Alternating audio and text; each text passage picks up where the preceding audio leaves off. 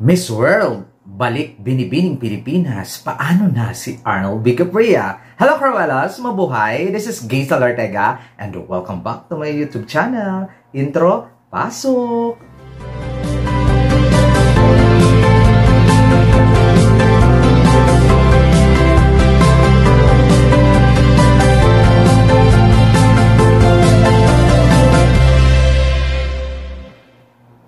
Hello! Kamusta po kayong lahat? Good morning, good afternoon, good evening. Anumang oras kayo nanonood sa akin ngayon, maraming pong salamat. Sa mga bago ko dyan subscriber, returning viewers, thank you so much sa suporta. Sa mga hindi pa po dyan nakasubscribe, please subscribe my YouTube channel, Gaysel Ortega, Cruella and Pageantry, and click the notification bell below para updated kayo when it comes na maglabas ako ng aking mga video. Hey!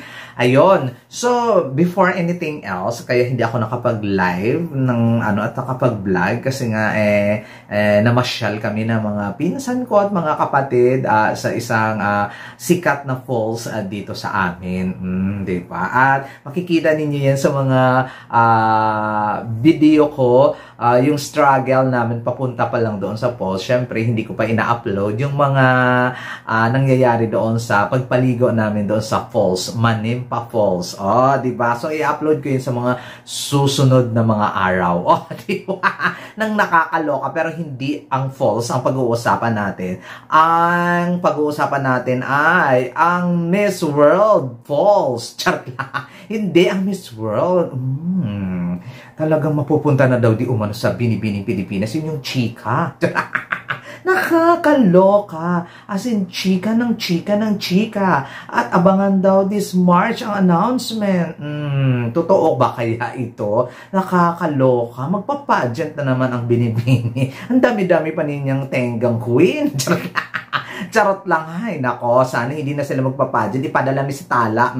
Di ba? Siyempre, napakagantang Tala. Tapos si Doktora, nandyan pa, pwede pa naman Next year na kayo magpapadyan. Kung kayo sumabay dyan sa Miss Universe Philippines at saka Miss Grand Philippines. Pero ito talaga yung matinding chismis. Babalik na daw talaga sa Binibining Pilipinas ang Miss World.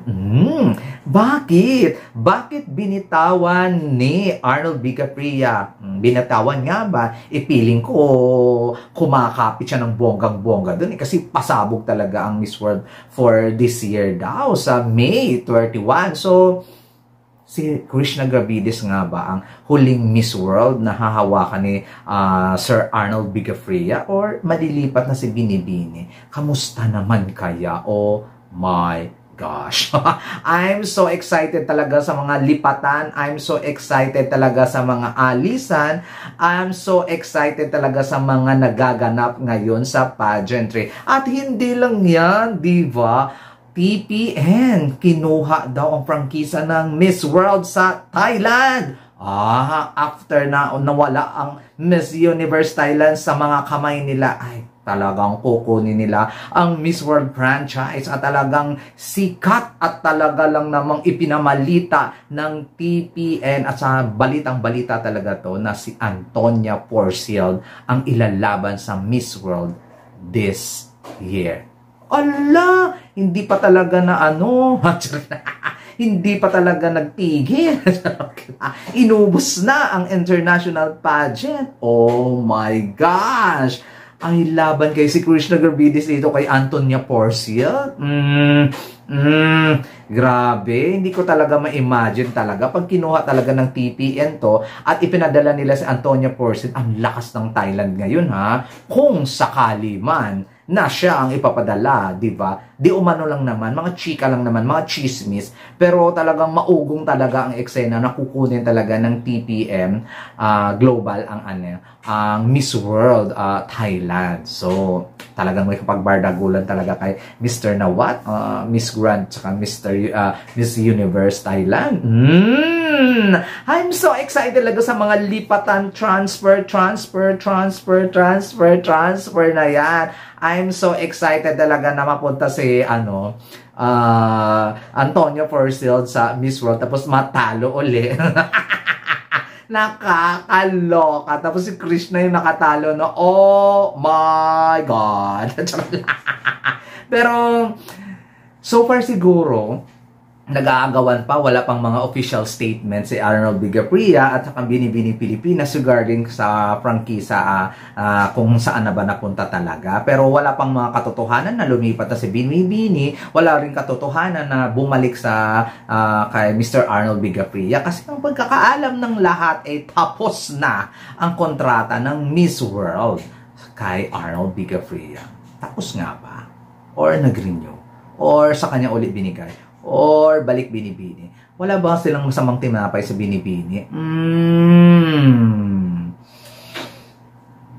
Sa natatandaan ko, hanggang top 5 lang ang Binibini na simula nang nakuha ng Binibining Pilipinas ang Miss World, ay hanggang top 5 lang talaga ang Binibini sa Miss World. Never nang umangat sa kung ano pang runners-up. Di ba?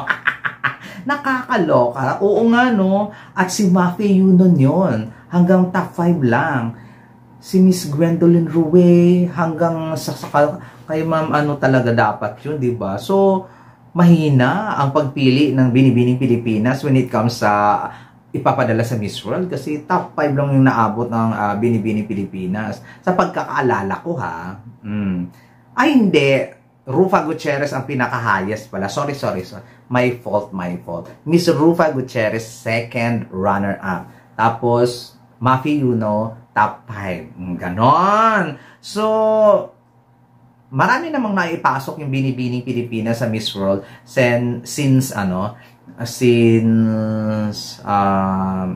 2000, early 2000, 'di ba? Pero hindi nga lang talaga umabot sila Carlin Aguilar at kung sino-sino pa diyan na mga girls na nag-compete sa Miss World. Mukhang malakas tayo sa Miss World at that time, pero mahina tayo at that time sa Miss Universe, yung early 20s. Oh, yun. So, sa mga eksena ngayon, natutuwa ba kayo na balik Binibining Pilipinas ang Miss World organization or panatilihin kay Arnold Bigapria? Comment down below lang kayo kung saan kayo mas masaya. Arnold Bigapria or Binibini? Or sana kunin na lang ng mutya? Charot lang! Nakakaloka. Balik tayo doon kay kay Madam Cory Quirino, di ba? Pero feeling ko may mga sigalot ng mga eksena si Madam Julia at saka si Ma'am Cory Quirino, di ba? Kasi hindi naman napunta kayo kay Arnold Bigapria kung hindi talaga sila nag-kinemerot. Di ba? Na-chismis lang. Ayun, natutuwa ba kayo? Comment down below kayo. Gusto ba ninyo mapunta sa Binibini ang Miss World or manatili doon kay Arnold Bigapria? Gusto ba ninyo mapunta sa TPN Global ang Miss World Thailand at ipadala si Antonia Purcell ngayong taon? Aloko! Krishna, ano na? Advocacy mo, nga. Charot lang, sige. Continue lang, Antonio, sa pag-post ng about color, color of kindness, kinemerot na advocacy na. Sana ay tuloy-tuloy na. Sana puro advocacy na lang. Wag ng selfie-selfie, ha. Wag ng pictorial. Hindi kailangan ni Aling Julia.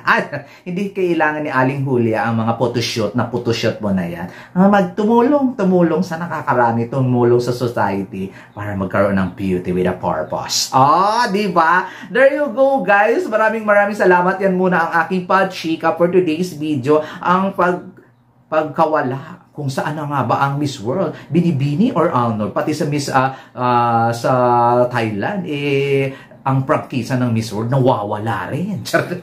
So kanino kaya mapupunta? Abangan natin sa mga susunod na mga araw. For sure, maluloka tayo sa mga decision. I'm so excited sa mga mangyayari kung saan ba talaga napunta ang Miss World dito sa Pilipinas. Ganun din sa Thailand. Maraming salamat. This is with Gazel Ortega.